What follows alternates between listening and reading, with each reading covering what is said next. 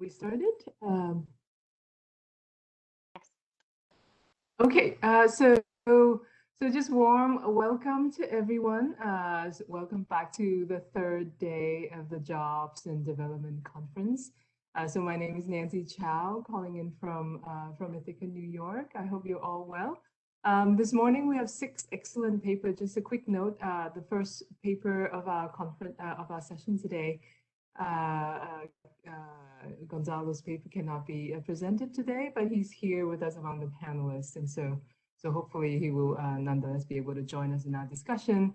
And so just the rules of today's session is much like the other sessions, except that we have 2 extra minutes for each presentation, which I hope that's good news for all of us.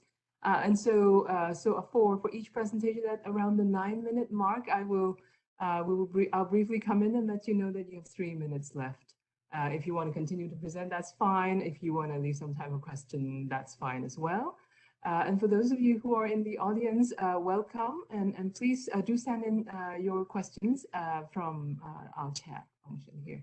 So without further ado, let's get started. Our first speaker today is Eliana, and so take it away. Looking forward. Thank you.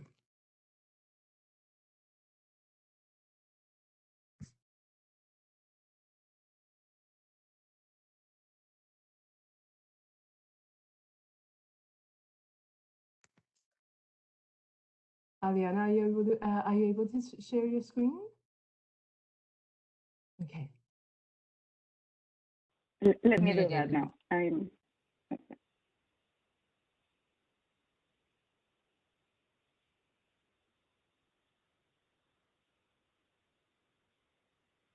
should be seeing it now. Perfect. Good morning, everyone. I am Eliana Carranza. I am a senior economist at the World Bank Jobs Group. And I will present early results from a wage subsidy pilot we are implementing in Mexico, where the government is trying to increase formal employment for various reasons, including to shift people into more productive sectors and have them covered by regulation and social security. Let me see, I don't know why this is appearing in here. To motivate the study, I will show you 2 facts. The first one is on wages. These graphs use nationally representative data and show you the difference in hourly wages between formal and informal sectors. Now, imagine that you are 18 years old, just graduated from high school, and you are entering the labor market. You are deciding between informal or formal employment. And so 2 things jump out when you see this graph. The first one is that starting wages in the formal sector are lower. They are about 10% lower, as indicated by the negative initial difference. And there is much larger wage growth in formal employment, as evidenced by the positive slope. And after 1 year on the job, actually, these formal jobs are paying 20% more. What this suggests then is that you may choose an informal job, either because you focus on the starting wage, you are discounting future benefits, or you are unaware of the wage growth. And interestingly, this seems specific to the very young cohorts. When we look at the 21 to 24 years old, we see large wage growth in the formal sector, but this is less pronounced. And for them, the starting wages in the formal sector are actually higher. The second fact I want to show you is that informal jobs are less stable and not a stepping stone for formal jobs. Here, I am showing you a transition matrix. The first thing to notice is that informal employment is a dominant entry point in the labor market. You can also see that if you are in informal work, you are almost twice as likely to be out of work in the next period. And only about 10% of informal workers transition to formal work. This points two important objectives for policy. First, a need to reduce the flow of low-income youth into more precarious informal employment by supporting their transition from school to formal jobs. And second, within the formal sector, there is also a need to address low retention so that youth can experience wage growth.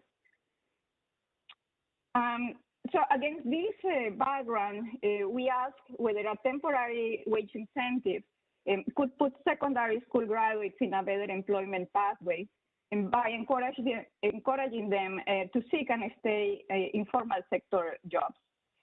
We designed and implemented a wage intervention, a wage incentive intervention in San Luis Potosí, which is a central state in Mexico. We work with 2,000 low-income students who are graduating from upper secondary education across 13 schools, which are located within 80 kilometers from the state's industrial area. And notably, about 55% of these students plan to work. They are between 17 and 18 years old. Half of them are female, and very few have a formal job experience. Between April and May 2019, this is 2 months after, before the students graduate, we visited the schools, conducted a baseline survey, and did a basic 1-hour employment workshop for all students. Half of them then were randomized to be eligible to a wage incentive. And we follow them over the next 2 years using a combination of surveys and administrative data. The M-line is currently in the field, so the results I will show you today are going to mainly use Social Security data. So how is our wage incentive designed? We offer it as a top-off wage subsidy equivalent to a 20% wage increase over the mean formal job wage, paid for up to 6 months directly to the beneficiary. This is not observable to employers, and it can be claimed on a rolling basis. Now, how did we come up with the 20%? If you look the wage growth from entry salary for formal employment, you will see that after 6 months, the wage increase exceeds the magnitude of the incentive we are offering. So moving quickly to the results, here I show you month-by-month effects of our intervention. The wage incentive resulted in a higher probability of having a formal job of up to 5 percentage points, which is 20% above the formal employment rate for the control group. The effect takes a few months to show up, perhaps because it takes time to find a job after graduating, and are maintained through January 2020. The effect of the incentive is greater for youth who at baseline reported plans to work after graduating from school, and the intervention did not lead to changes in employment for those planning to continue their education. So there are no unintended consequences on that group. The effect on formal employment is exclusively driven by an increase in the share of youth with permanent contracts, particularly among those who plan to work at baseline.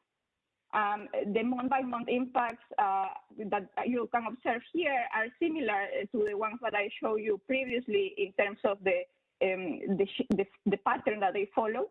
But in this case, they are larger and persist even after 2 years. Meanwhile, the share of people with temporary contracts stays unchanged throughout this period. The cumulative effects are relatively stable over 1 and 2 years from the intervention. You can also see the wage incentive increases the time in formal employment, and this is driven by an increase in time spent in jobs with permanent contracts. The effect is larger after 2 years, suggesting that even when employment rates are converging, the incentive leads to significant differences in work experience. This increasing work experience is not only driven by an increase in the share of people with permanent contracts, but also by a modest reduction on turnover among those ones with temporary contracts. And one mechanism underlying these effects seems to be reservation wages at baseline. At baseline, the average reservation wage is 25% above the average starting wage in formal jobs. In particular, youth from lower socioeconomic status report higher reservation wages. And here I am showing you what we find when we divide our sample by baseline reservation wages. The treatment effects are largest for workers in the third quartile of reservation wages.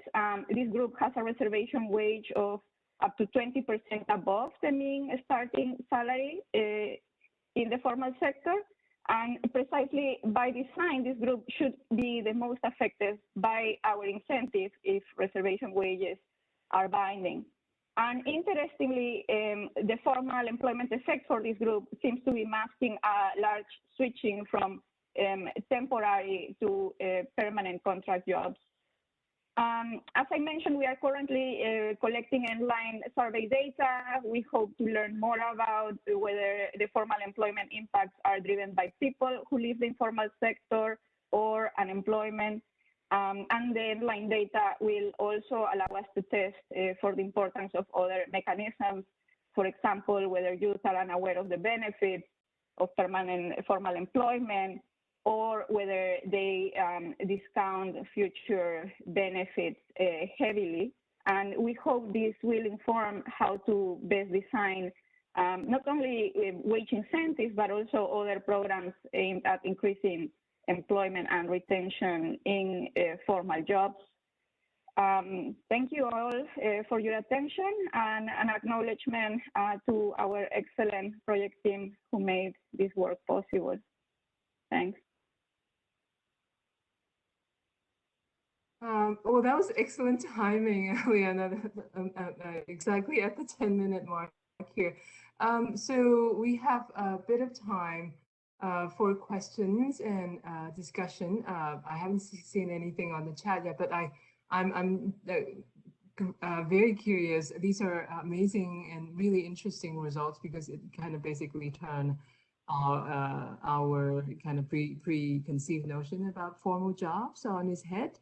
What do you think is going on here in terms of why it does take incentive for individuals to be incentivized to take these formal jobs? Is it really what we are seeing somewhat in the US as well, that this gig job flexibility is what young workers are looking for? What's your hunch? So in Mexico, we are working with a sample of low-income youth in particular. Many of these youth come from households that were beneficiary from Prospera. It's a different setup also in the sense that these youth are really income constrained.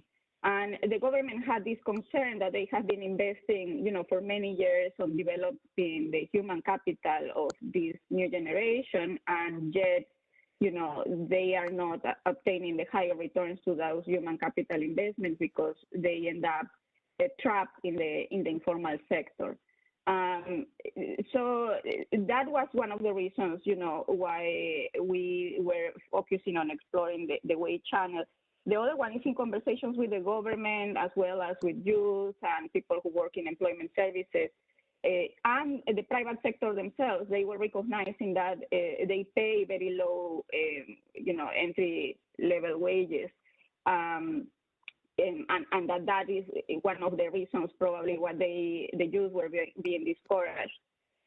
Someone I see in the chat is asking about why we didn't explore an information type of intervention. We are not testing this directly in this context, but I can tell you that in the employment workshop that we offer to these youth in a school, we did give information to both the treatment and the control group on, entry-level wages in both sectors, as well as the implications of having a formal sector job for their wage and employment trajectory over time.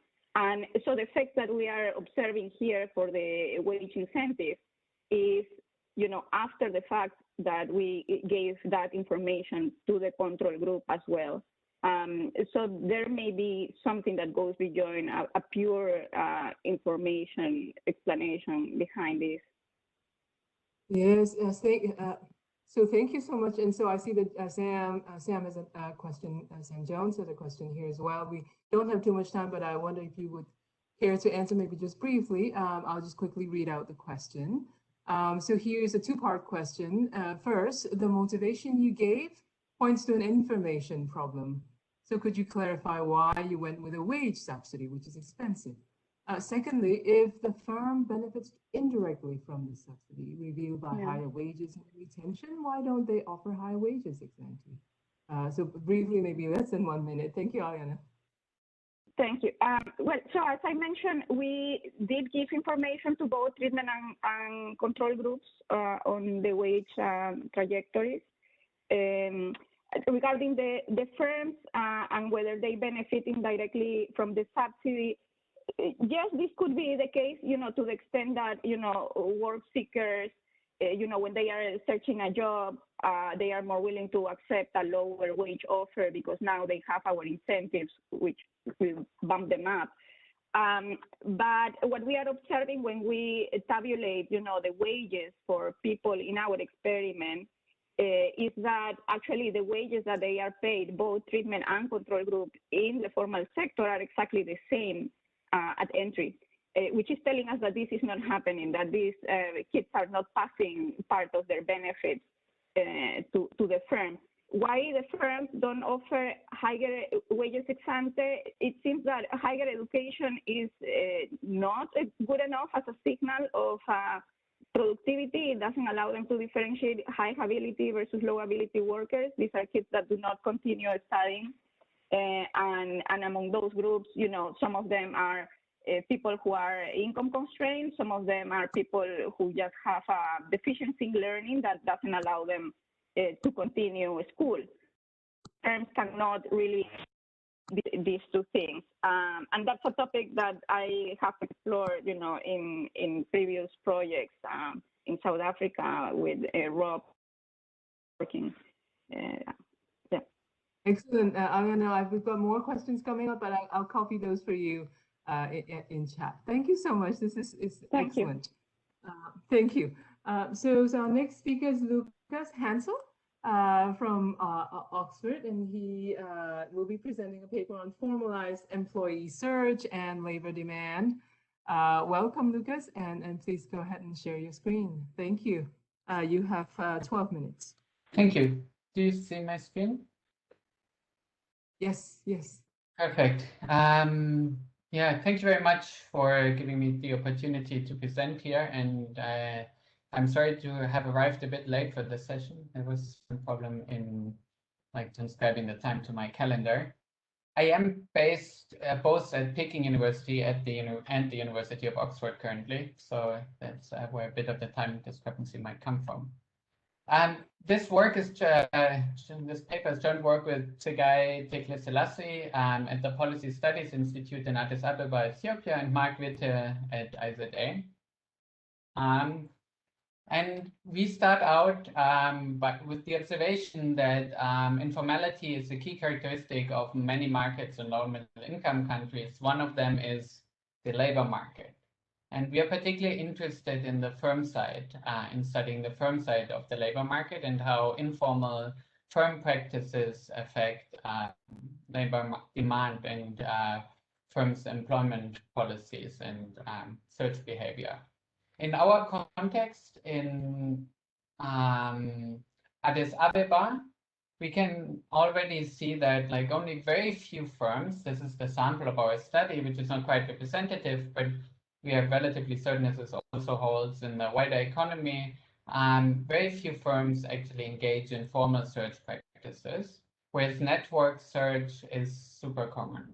Almost 80% of firms use network search at least some of the time, whereas in most 10% of firms use formal search practices. And I'll come to the exact definition of how we think about formal search practices in a second, but this is just kind of to motivate it. There's also a sizable fraction of firms that use agencies to overcome some search frictions. But we'll focus on this formal search in this for this paper. So basically, the question that we are asking in this paper, what are the implications of such informal network-based employee search for firms? How does it affect how many employees they hire, what kind of employees they hire, and overall their personnel policies?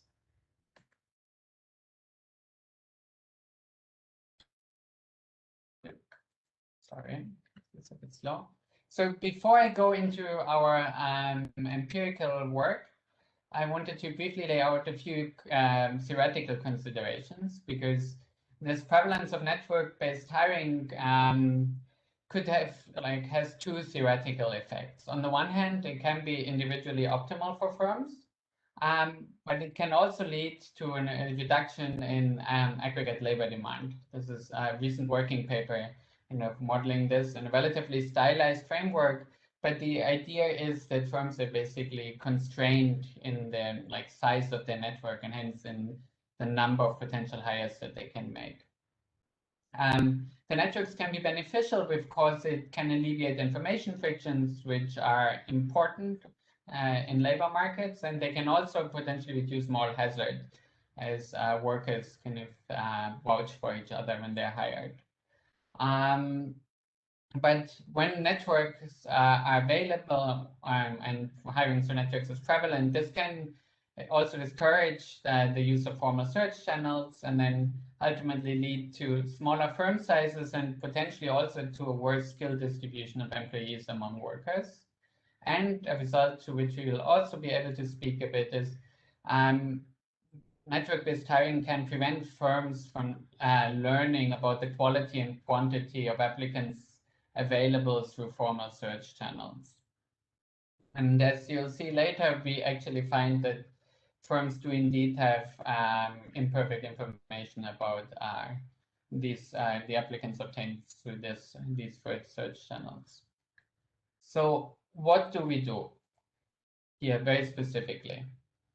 We recruit 625 firms between 5 and 50 employees, so small and medium enterprises in Addis Ababa that are interested in our treatment. I'll come to the treatment in a second. And we recruit them through door-to-door recruitment all over the city in the major business areas. So we are not quite representative of the population in Addis Ababa, of the population of firms, but we capture a relatively wide range of sectors and geographies within the city. And then these firms, we randomly assign them to 3 different treatment groups. First, we have a pure control group that doesn't get any intervention. Our first treatment group receives a vacancy subsidy group as a vacancy subsidy.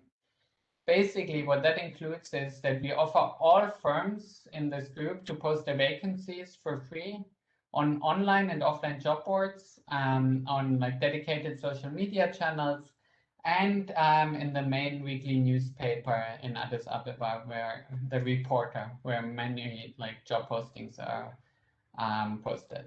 And as at the same time also the online and offline job boards and the mainly weekly newspaper are also our definition of formal job search. The social media part was relatively small and doesn't play a large role here.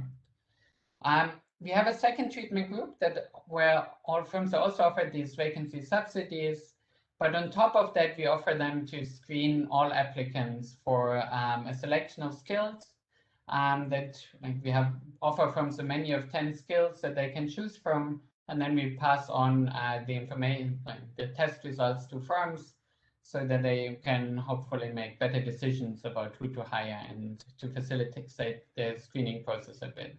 The idea here is that firms might face information frictions about applicant skills, and that could constrain their labor demand or affect the hiring practices in other ways.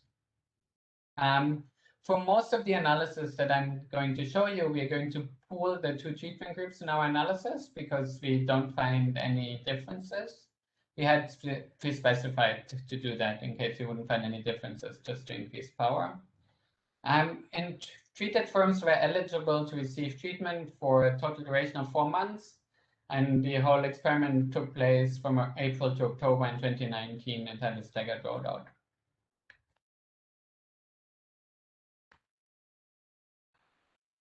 Okay, well, in terms of experimental integrity, you'll have to take me by my word, but basically our sample is balanced on most observables, and like balance, and observables do not jointly predict treatment. So overall, we argue it's balanced, and we have very low attrition in that there were only 4 out of the 625 firms that we are not able to contact during the study period. So 621 out of 625 firms are part of our most of our analysis. The empirical specification is pretty straightforward. We just run a basic treatment effect regression. Results that I'm going to show today are without control variables, but including them doesn't affect any of the results and any of the conclusions. So what do we find? The first result is that our treatment worked. Treated firms use more formal employee search channels. We have a more than 300% increase in formal vacancy posting, a 30 percentage point increase in the fraction of vacancies posted formally. So there is a relatively large increase in formal vacancy posting, though it's also not quite universal. So firms didn't use it for all of our vacancies.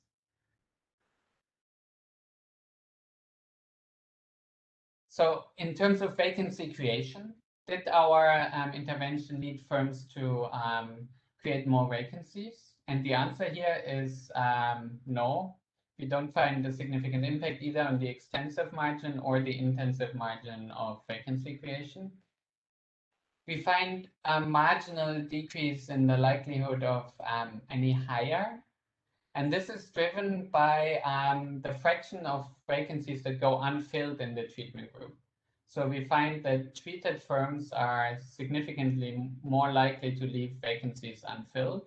And this is actually a quite large effect of 20 percentage points relative to a control group mean of 88 percentage points, or 88% of filled vacancies. So this is a relatively large effect. So that led us to, before I come to why this would be the case, let me briefly show you that our screening treatment that we added on top of our vacancy subsidy doesn't affect any of neither take-up or whether vacancies are posted formally, nor vacancy creation or hiring outcomes. So this seems to be pretty consistent across our 2 treatment arms, which is why we pool the results. So why would vacancies go unfilled? Well, it turns out. Sorry? 2 minutes. 2 minutes. I'm sorry. Yeah, perfect. So that works.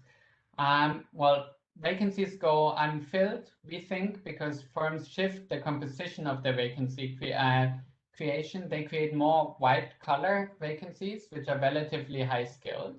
So they're 5.6 percentage points more likely to create a white-collar vacancy.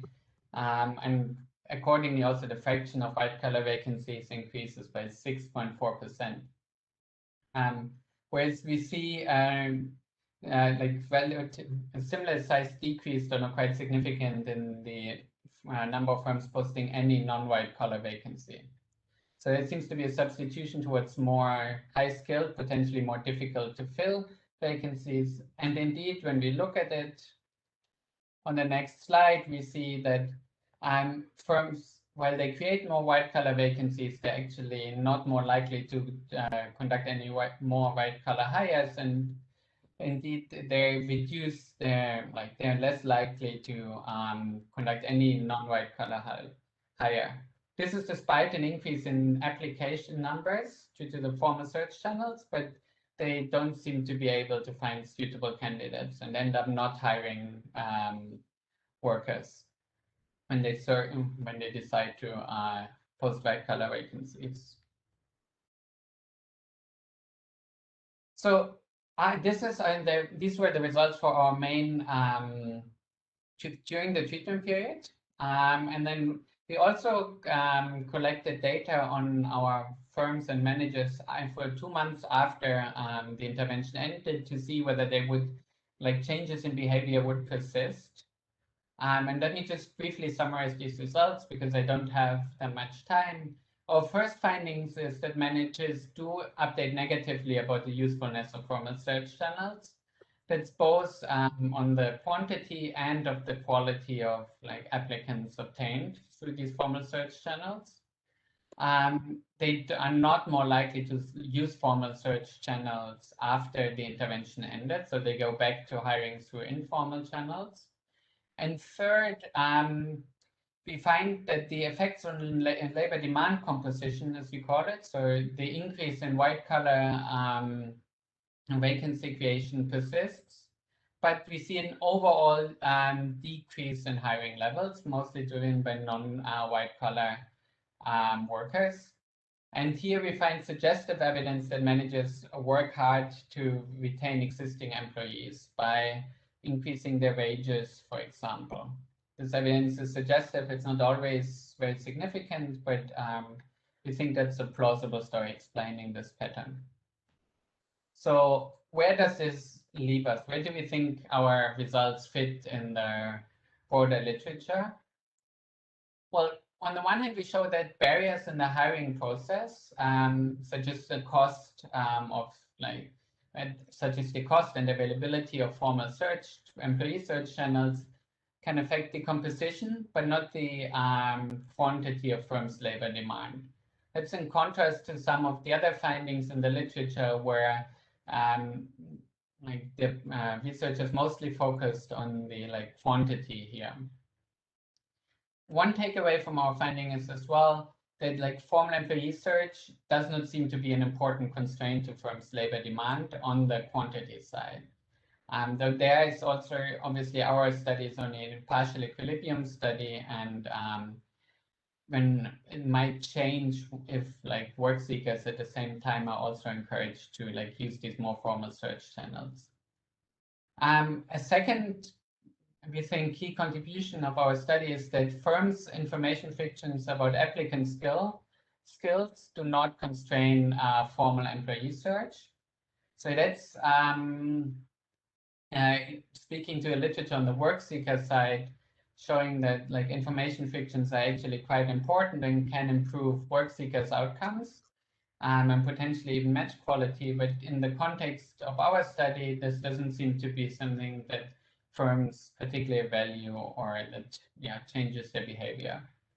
And finally, what we find is that firms learn about formal employee search channels, about their usefulness through our intervention, and adjust their labor demand even beyond the treatment period. And the implication is that firms actually have incomplete information about labor market conditions and potentially also returns to skills before our intervention. Thank you very much. Thank you very much, Lukas, for a very, very interesting presentation. I'm afraid that our time is up. And so I'd really encourage our attendees to maybe send Lukas the question on chat, and we will have to move on. But thank you so much for an excellent presentation, Lukas. All right, so I'm going to ask Yogita Shamdasani, who's calling in all the way from Singapore, so Hannah Liepmann from the ILO will be giving a presentation on welfare effects of unemployment benefits when informality is high. So Hannah, go ahead, please, and share your screen and take it away. Thank you so much. Again, I'll bother you at the minute mark. Thank you. Can you see it? Yes. Okay. Yeah, so thank you so much for the opportunity to present at this very interesting conference. I will present a paper that is joint work with Clemente Pignatti. And in this paper, we provide the first analysis of the overall welfare effects of unemployment benefits in a labor market setting that is characterized by high informality. And by welfare effects, we refer to the trade-off between the insurance value and the efficiency costs, where the insurance value of unemployment benefits refers to the fact that these benefits counterbalance the consumption drop that unemployed individuals experience upon layoff. And efficiency costs refer to the fact that unemployment benefits may lead to a delay in formal reemployment. As another contribution of our study, we can analyze rich individual level data that includes information on informal employment spells, and this then allows us to characterize the role that informal jobs play in influencing welfare. Our study context is the unemployment benefit scheme of Mauritius. So Mauritius is a small country that has a level of economic development similar to Argentina, Chile, or Uruguay, and 56% of employment in Mauritius is informal. The unemployment benefit scheme provides income support for up to 1 year. And recipients have to exit the program if they find a new job. But importantly, this can be enforced only for formal reemployment, whereas informal reemployment is typically not observed by the authorities. So an important feature of our study context is the availability of a unique data set that we created by merging different sources, starting with the universe of unemployment benefit recipients. And so these are administrative data from program registration and job placement services that we combined with individuals' full social security biographies. But of course, these data don't contain information on informal employment. And so we additionally merged these data with data from the Mauritian household survey, and we were able to do so for a subsample of unemployment benefit recipients. So this is a graph showing formal and informal employment shares, where some of the lines are a bit shaky. So this is because the sample that we could match with a household survey has a smaller sample size. But what you can see very clearly by looking at this blue line here is that upon entry into the program, a significant share of recipients enter informal employment while at the same time claiming unemployment benefits. And so one possible interpretation is that this might imply that unemployment benefits are particularly inefficient in contexts characterized by high informality, precisely because individuals can work informally while claiming benefits at the same time. And so in our paper, we investigate whether this interpretation is indeed valid. The first part of our analysis looks at the effect of job loss on consumption, employment, and wages. So here we have the insurance value of benefits in mind, and we also look at labor market, underlying labor market mechanisms. And we focus on a 3-year window around job loss, employ a difference in difference analysis, and define a control group of individuals who never lost their formal jobs. So showing just some of the results in the paper, there are many more, we find that job loss entails a significant decline in household expenditures and consumption. So what you see here is that 3 years after job loss, household expenditures are still significantly lower. And compared to what previous studies have found for high-income countries, our estimates are between 3 to 6 times larger. So there's a significant decline in consumption, and this indicates already that the insurance value of unemployment benefits is particularly high. Then looking a bit at underlying mechanisms, here we show that following job loss, individuals experience a decline in wages that is quite significant as well. But importantly, this decline is more severe for those individuals who move into informal re-employment. And this is an important finding because we interpret it arguing that these informal jobs are in fact... Hello?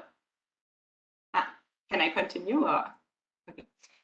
We interpret it by saying that these informal jobs are in fact poor substitutes of the formal ones, because they entail this significant wage penalty. And this would then indicate that the economic incentives to move into informality are in fact not that pronounced.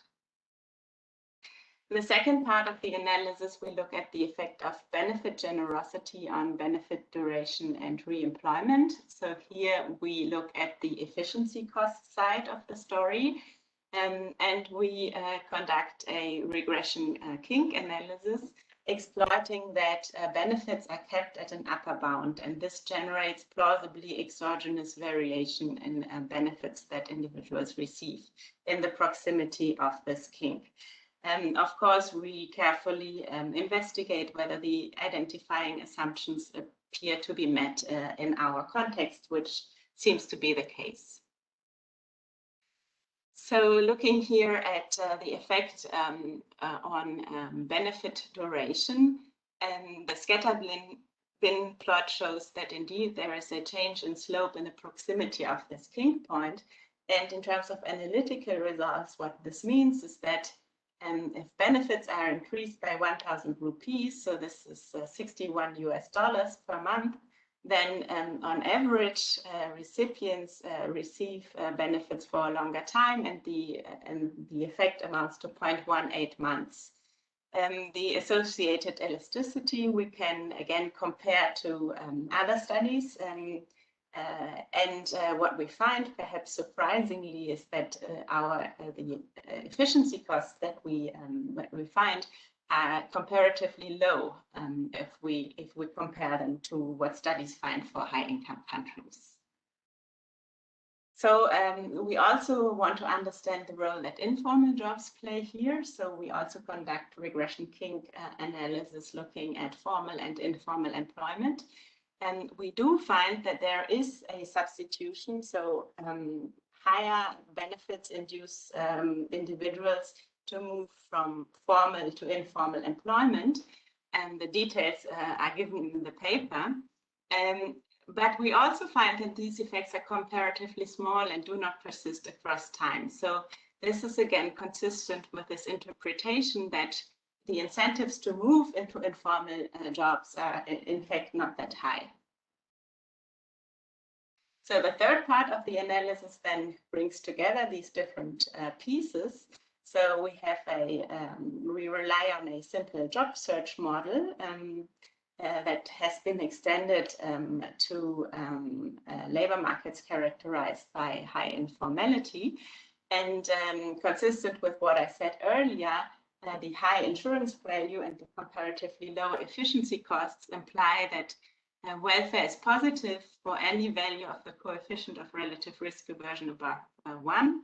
And and these positive welfare effects are large in comparison to high income countries. So then wrapping up, this is perhaps a surprising finding, given that I started off by showing that significant numbers of individuals work informally while at the same time claiming benefits. And so we argue in our paper that the nature of the informal job matters, in the sense that these jobs can be accessed relatively easily, but they entail low wages and consumption levels. And then our interpretation of this is that taking up an informal job is more a survival strategy rather than a strategic choice. And this in turn would imply that providing insurance against the loss of a formal job in the form of unemployment benefits seems to be a sensible policy choice. Thank you very much.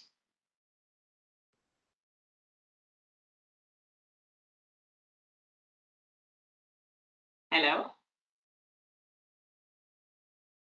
2.5 minutes worth of time for the discussion. So thank you so much, Hannah, for allowing us to do that. So as we wait for, right now, just now, a new question came in, and so this is from Martin Abel. The question reads as follows. If workers substitute between formal and informal work, why is there no decline in informal employment once benefits expire?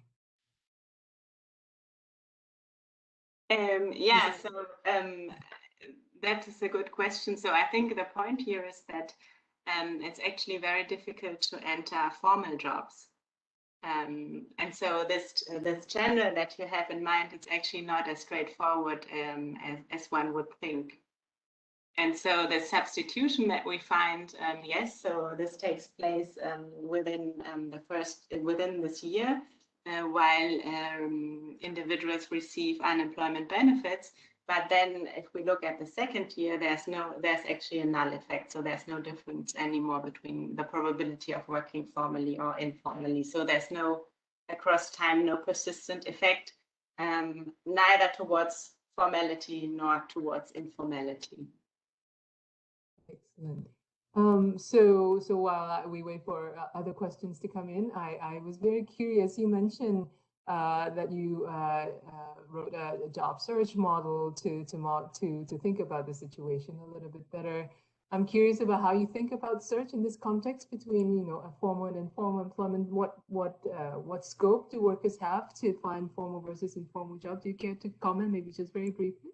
Mm-hmm. So this model, it relies on the model by Chetty. So that just looks at an unemployed worker in a high-income country setting. And then this has been extended by Girard and Gonzaga to labor markets characterized by high informality, where they explicitly include the decision how much informal labor should be supplied. And what's quite interesting is that under certain assumptions, it doesn't really matter whether for welfare, whether an individual is informally employed or non-employed. And this is because the informal, both groups, they don't pay taxes, and both groups might receive unemployment benefits for a longer time. And these are the two channels that are relevant for determining welfare in this job search model. So this is how we do it. Excellent. Well, thank you so much. We're right on time, and we're at the 12-minute mark. Thank you so much, Hannah, for an excellent presentation. It's very, very interesting. So, next up, we have Stefano Caria from Warwick presenting his paper on an adaptive, targeted field experiment, job search assistance for refugees in Jordan. So, Stefano, welcome, and please do share your screen. Thank you, Nancy, and nice to see you, and nice to see everybody. So, can you see my slides? Yes, it's coming on. It's perfect. Thank you. And I've just realized it's a bit of a mouthful of a title when you read it, so maybe we have to shorten it. Anyways, thank you so much for inviting us to present this work. It was fantastic to see the presentations that came before me, and looking forward to present this joint project with Grant Gordon and Soa Shami, who at the time of this, when we started this work, we're working for the IRC, Max Casey, Simon Quinn, Alex Teitelbaum at Oxford. Now, can I move forward? Oh yeah. Now, social scientists have been worrying about the ethics of RCTs for a really long time. And one particular worry that is quite prominent among social scientists is well summarized in this quote that I put up there from a recent article by utilitarian philosopher Peter Singer and behavioral economist Johannes Haushofer. The critique goes as follows. And the critique is that RCTs sacrifice the well-being of study participants in order to learn. Basically, by design in an RCT, you're going to keep some people in a control group, and people in this group are going to receive no intervention or a weaker version of the intervention. And also, if information becomes available over the course of the study that suggests that some intervention is better than another, you're not going to react to that information. You're going to stick to assigning, 50% of the people to control, 50 to treatment until the end of the study. And so, while these features are optimal for learning, they're clearly not optimal from the point of view of maximizing the welfare of the people that are taking part in the study.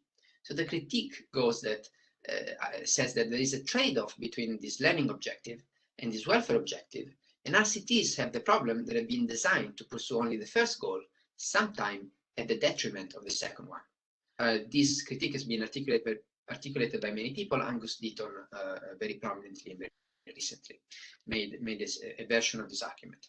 Now, we think this is a reasonable point to make, and one that is particularly urgent to be addressed these days, as RCTs are becoming larger and larger, are enrolling more and more people, and are being used to evaluate policy in areas with very large stakes, things like climate change, COVID, and so on and so forth. We use RCTs to understand the impacts of policy in these really high stake domains with lots of people taking part in experiments, and neglecting the welfare of this large population in these high stake domains is becoming harder and harder to justify. So what we do in this study is we propose and implement an algorithm that experimenters can use in order to balance the two competing objectives: precise treatment effect estimation on the one hand, the learning objective, and welfare maximization, the welfare objective, on the other hand. The way we're going to do this is by putting together an algorithm that has two features. Feature number one, this algorithm is adaptive. So put simply, the algorithm is going to use information about the success of the different treatment arms among the early cohorts of people that take part in the experiment to maximize, to optimize treatment assignment for the new people, for the new cohort that are going to join the experiment after the early cohorts. So adaptivity, that's the first feature.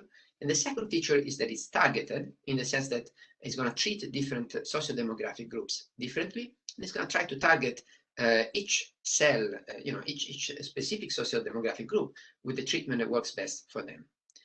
I'm not going to have time in 10 minutes to tell you more about the algorithm, but I also want to say that we obtain it by mixing two well-known standard algorithms for experimentation. One is called Thompson sampling, and one is called random sampling, or the standard RCT. More details in the paper. Now, we then use this algorithm to evaluate the impacts of different types of job search support offered to refugees in Jordan. This is a big policy problem. There are about 26 million refugees in the world, almost 90 million if you include people displaced within national border. It's a huge population. There are as many refugees and displaced people as there are young unemployed people under the ILO definition. But unfortunately, this population gets a fraction of the research that young unemployed people get. Most of them live in developing countries, actually, about 85%, very often in poverty, unfortunately, and very often facing different types of restrictions, legal restrictions to labor market participation. Now, the good news, and this is a key context of our study, is that this is changing. So there is a strong policy movement that is pushing governments to reduce the legal constraints that prevent refugees from taking part in the formal labor market.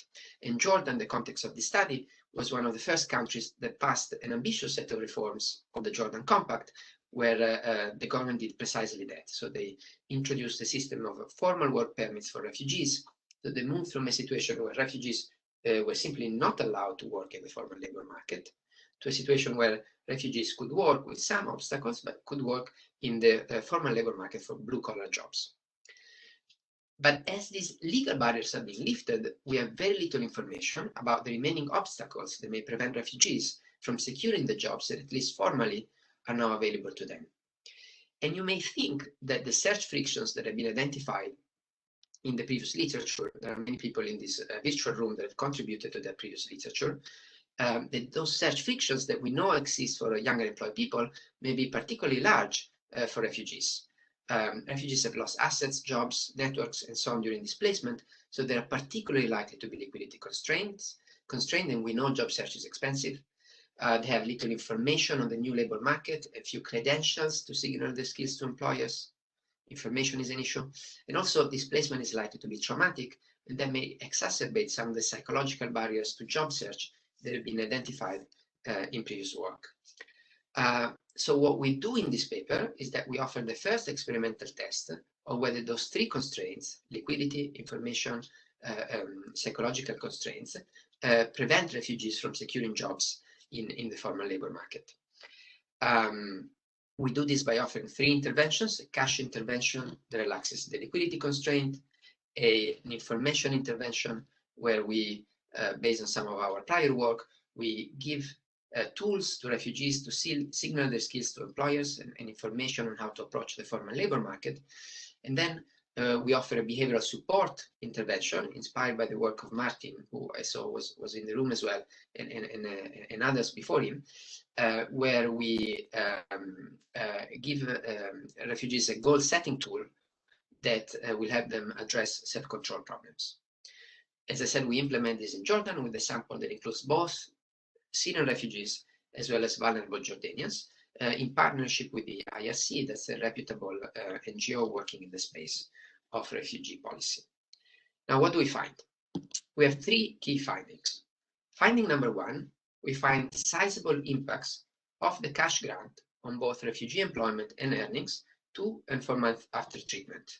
I'm not going to have a lot of time to show you a lot of results, but these are some of the results that I want to show. So these are treatment effects on the variables that you see in the column headings, employment, earnings, and so on and so forth, coefficients and randomization inference p-values in parentheses.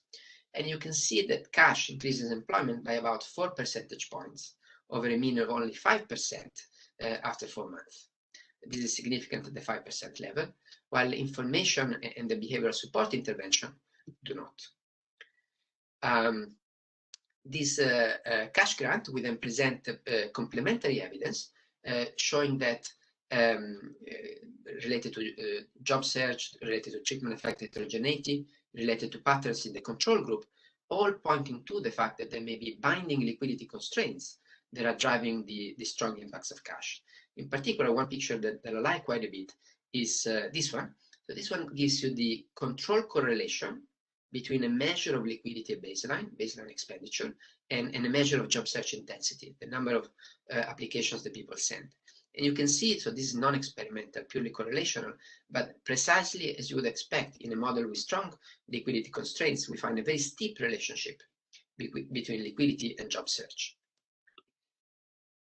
The impacts of the other interventions, as you've seen in that figure, are more short-lived. We see something at the 2-month mark, but then nothing at the 4-month mark, so they disappear. And we also don't find any impacts on Jordanians. Now, in what I believe is my last minute, I'm going to tell you about the third result, which is what about the performance of this algorithm that we used to assign people to the various treatment groups, okay? And there are 2 points that I want to make here. First of all, we ask the algorithm to maximize 6-week employment. There are many logistic reasons why we chose to do that. 6-week employment was actually a fairly unresponsive outcome, and as a result, the adaptivity part of the algorithm in practice did not contribute a lot to employment in sample. But of course, we know that there were lots of other outcomes that responded shortly after the 6-week mark, for example, 4 months after treatment or 2 months after treatment. So we can show what would have happened, and we asked the algorithm to maximize, let's say, 2-month employment. And you can see that over the duration of the experiment, we would have basically doubled the probability that each individual would have been assigned to the treatment optimal to them. And this would have led to an increase in the employment rate within sample of about 85%. So almost doubling the employment among our study participants. So this shows both the promise of adaptivity, but also the challenge. So if you can pick the right outcome, it can do wonders. If you don't pick the right outcome, it may be second order. And we also have some additional evidence in the paper looking at the second component of our algorithm, which is targeting. We show that this too generates relatively large relative gains. That's all I want to say. I think it's 10 minutes, so if there are any questions, I'll be happy to use my last minute or so to answer those. Well, thank you so much, Stefano. That's excellent timing. You didn't need me to nudge you on the time, that's for sure. So as we wait for questions that I'm sure are rolling in, I thought this is fascinating research, Stefano. So one question relates to your beginning comment concerning the trade-offs between learning versus the welfare of the participants. And so just reflecting on that, I thought it was interesting that you use a job search and job subsidy context to think about that particular issue. Certainly, there are many other possible experiments that one could imagine that where the trade-offs that participants of the survey might be that's bigger. Do you want to explore that a little bit deeper now that we have 1 exact minute? Sure. There are lots of context, of course. Some of the early work on adaptivity comes from the medical sciences, so there is quite a bit of interest. There are different types of adaptivity algorithms, adaptive algorithms that you can design. For example, within individuals, you try out different therapies. That's one thing that they do in the medical sciences that I guess we could also implement in economics. One area where I think potentially, actually, there may be a big application of these methods is climate change mitigation. So there are these big policies to prevent deforestation, to boost forest coverage in developing countries. Now, the CO2 that is emitted over those large patches of land is of as much importance, maybe not as much, but is of big importance in relative to the learning gains that you may have at the very end of the trial, saying, oh, this has worked and this has not worked. So when you're facing a problem where the welfare consequences of what happens within the experiment are very large, you scale up different incentives against deforestation in the whole of Brazil. The CO2 that you could emit during the trial, it's a huge amount. But in those cases, I can see, which are very different, of course, than this particular context, I can see the Temper-Thompson algorithm that we developed to have a particularly fertile field of application.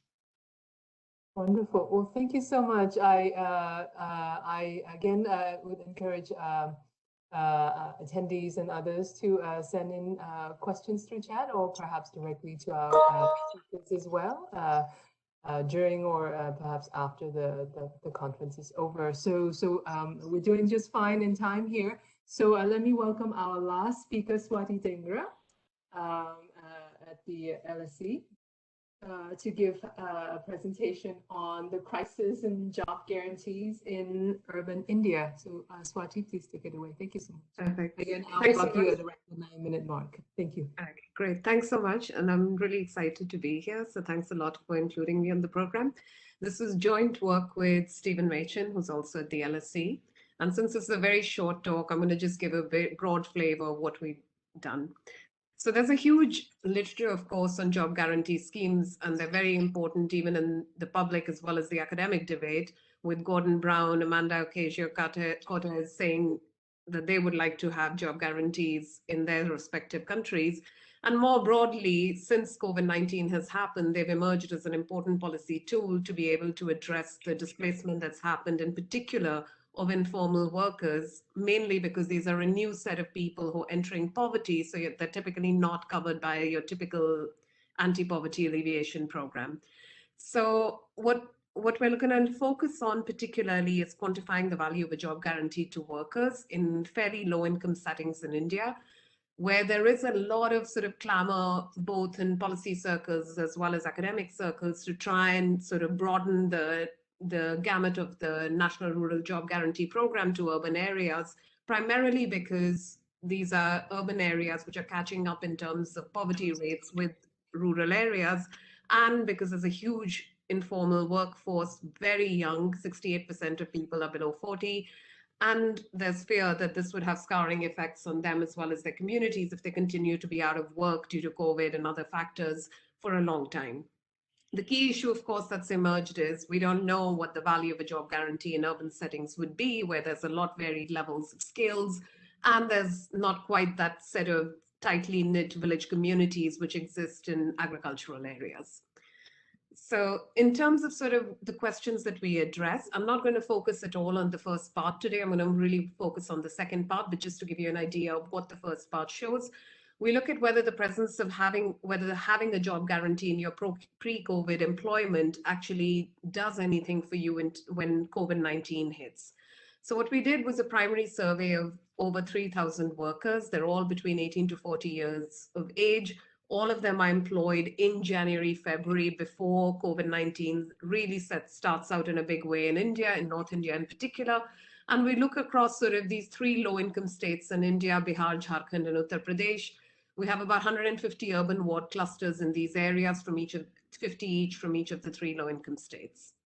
The first thing, which of course most of you by now know from newspaper reports as well, and the GDP numbers that came out from India, that COVID-19 basically decimated labor markets in India, in particular in urban areas, which have really been at the center of the pandemic there.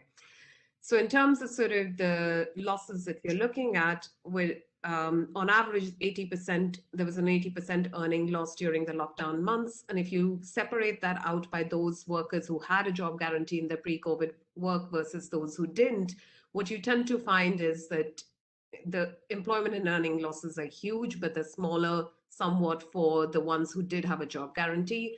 35% of people were basically put out of work within those 2 or 3 months, and their earnings fell by 87% for those who didn't have a job guarantee. Those who did have a job guarantee, so 13 to 15% lower job and earning losses. So moving on from that observational evidence, what we're also going to do is to try and ascertain how much do people actually value a job guarantee or would value having one in the future.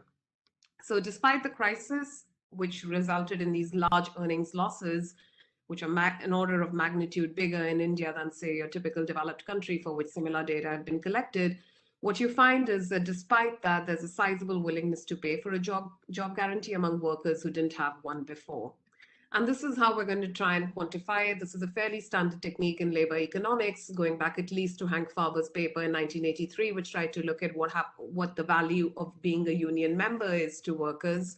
Similarly, what we're going to ask is a question about what is the value of having a job guarantee to workers. The way the question is going to be framed is a little bit sort of inspired by what the proposals for urban job guarantees in India look like, as well as the existing rural job guarantee scheme.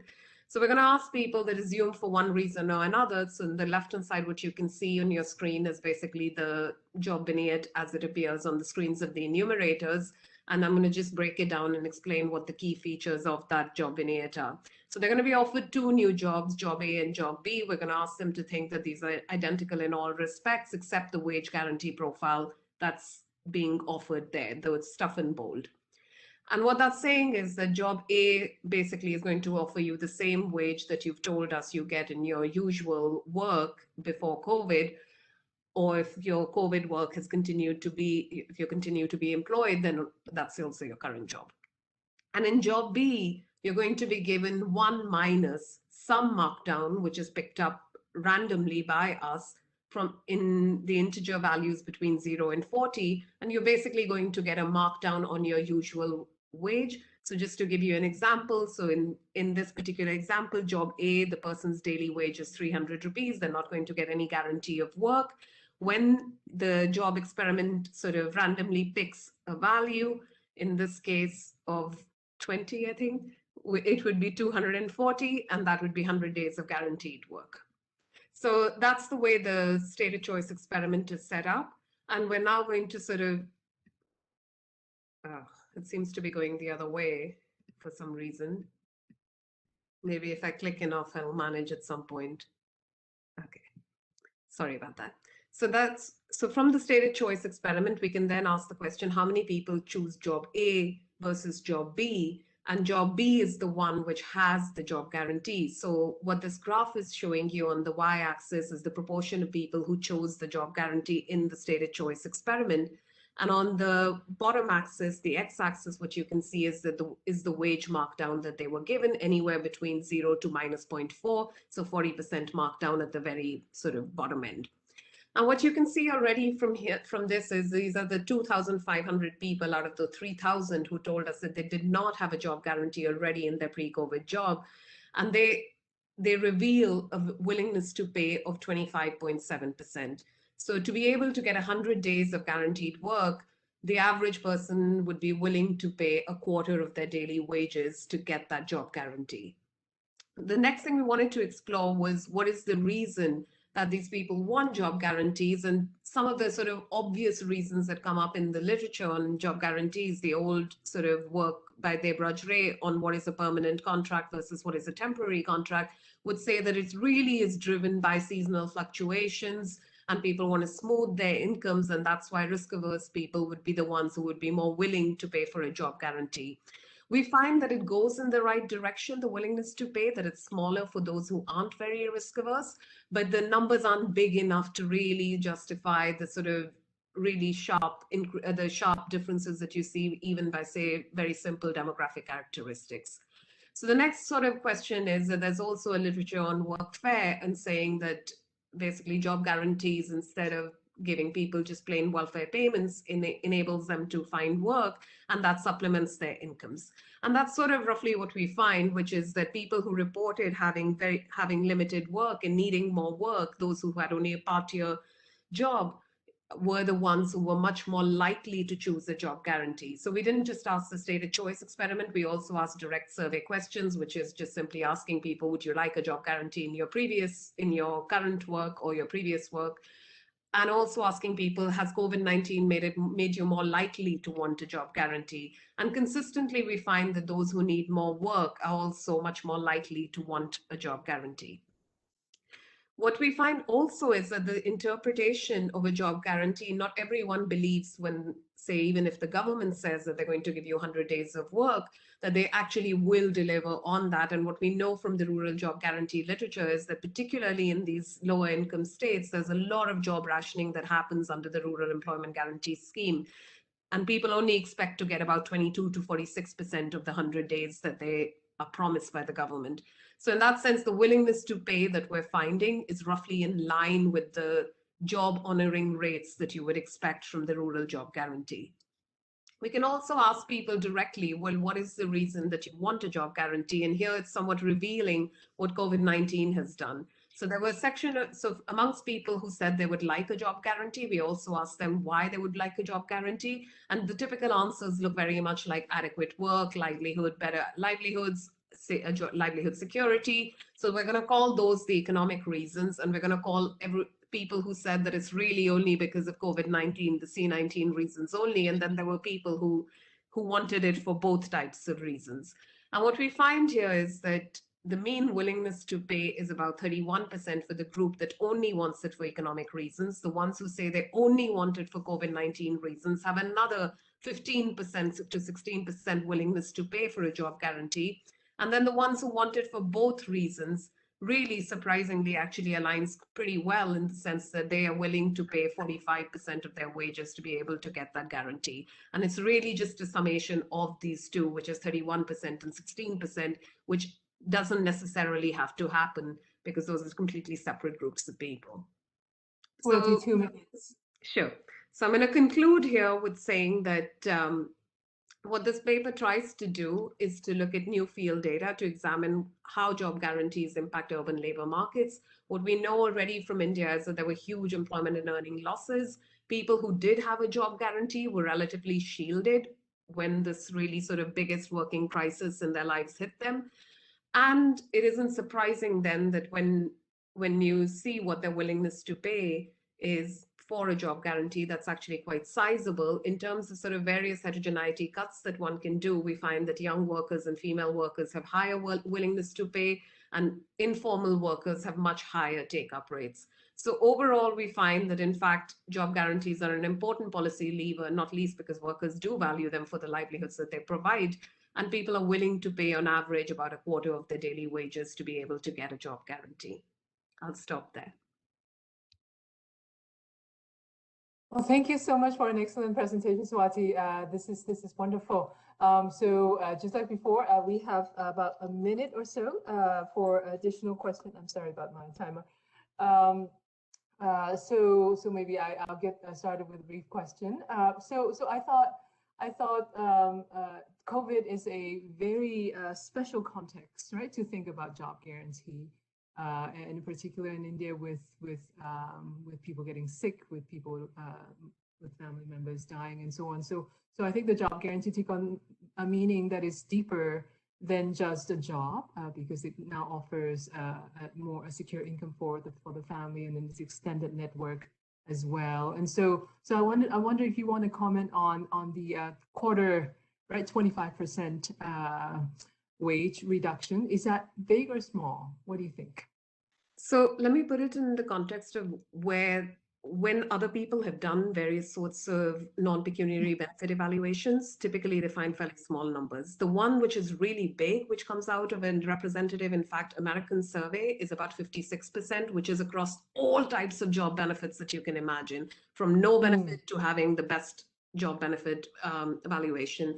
In the gig worker studies, these numbers are typically very, very small for non-pecuniary benefits, except for when it comes to employer discretion. So in that sense, the number is relatively big, but it's not big if you compare it to actual valuations that people tell you in a representative survey. Broadly, in terms of sort of where that 25% fits in, I think the right way to think about it is that people's expectations of how much extra work they would get as a result of a job guarantee would be about, you know, if you tell me 100 days, I'm going to think it's going to be 25 days.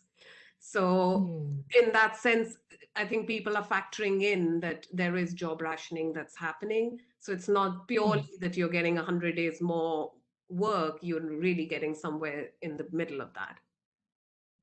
I see. So that's very interesting. So fleshing that expectation, right, of the true rationing that's going on, I think would be really interesting for sure. Well, that's very quickly that I didn't mention the COVID-19 point. This was a survey which was, of course, done during COVID-19. So in that sense, that is, of course, coming into play. But I think the ones who are really responding on the COVID-19 questions have a much smaller valuation than the ones who, for permanent economic reasons, are saying that they would like some level of job security. Wonderful. I have so many more questions, but we're completely out of time. So thank you so much for excellent presentations, and a big shout out to everyone else who also gave a presentation today. I thought it was wonderful.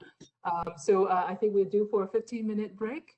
And for now, just signing off, and I hope to see you guys in the next presentation.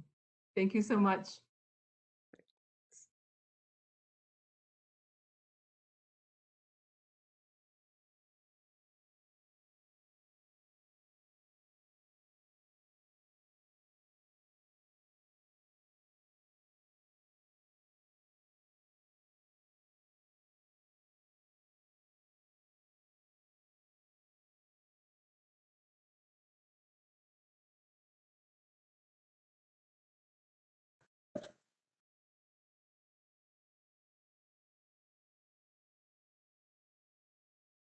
David, want to speak just so we know we can hear you? Sorry. Okay. Yeah. There we are. Perfect.